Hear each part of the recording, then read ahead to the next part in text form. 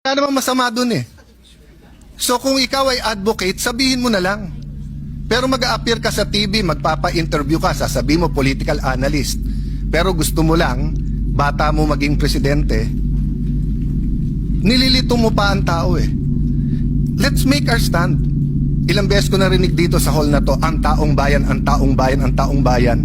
At hindi ba tama naman yung sinabi ng Supreme Court? Dapat may impeachment, pero hindi dapat gamitin ito ng magkalaban lang sa politika. Ayaw natin maging presidente si Vice President Sara, talunin nyo na lang sa 2028. Araw-araw talagang wag natin tantanan. Lastly, Mr. President, may I make an appeal to the media, our friends, the vloggers, yung iba nandito, political analysts, advocates, school deans, etc. Nakalagay kasi dito, we all agree on a regime of truth. Parati na lang ang vloggers ang nasasabihan na fake news. Alam nyo po, marami tayong political analyst ngayon. Di naman sila analyst eh. Ang ibig sabihin ng analyst, provides objective, non-partisan, data-driven explanation of political events, systems, and trends. Ang ibig sabihin naman ng advocate, champions a specific cause, policy, or interest group to influence public opinion and policy decisions in favor of their positions. Wala namang masama dun eh. So kung ikaw ay advocate, sabihin mo na lang. Pero mag-a-appear ka sa TV, magpapa-interview ka, sasabihin mo political analyst. Pero gusto mo lang, bata mo maging presidente, nililito mo pa ang tao eh. Ganun din po, ilan beses kami binugbog dito nung iba, na ang sabi, bawal daw ang isang senator judge na mag-move to dismiss. Pero sila din ngayon ang nagsasabi sa mga senator judge, mag-MR kayo sa Supreme Court. Saan ka kayo nakakita na hindi pwede mag-motion to dismiss? Judges dismisses cases because of no jurisdiction. Ang CA, 3 sila o 5. Hindi nyo lang nakikita sa publiko at hindi sila mag-move kasi sila lang nag-uusap. Ang Supreme Court, hindi ba dinismiss nila? Hindi ba sinabi nila no jurisdiction? Tayo kasi dito nag-usap sa hall na to.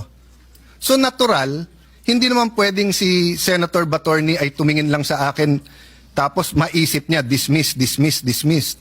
Walang manifestation dito na hindi sinasabi. My point, Mr. President, is that yung sinabi ni Mahatma Gandhi nangyayari na sa Pilipinas eh.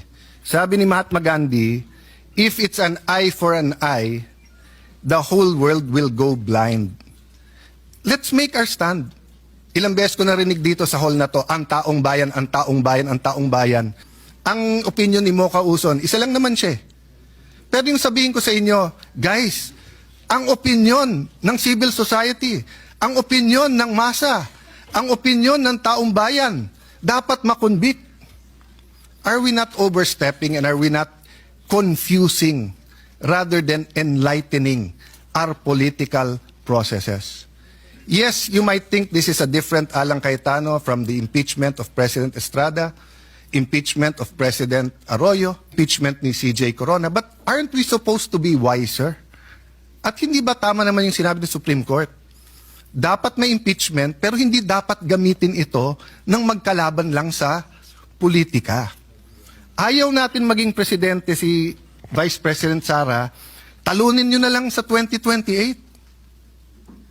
Ngayon, kung talagang may ginawa siyang masama, edi impeach, pero sa tamang paraan. I apologize if I'm emotional on this issue, but hindi tayo makawala eh. Ang daming mas importanteng issue, pero nakapako tayo sa issue na to. Thank you, dear colleagues, and thank you to the Filipino people for the opportunity to share my thoughts on this.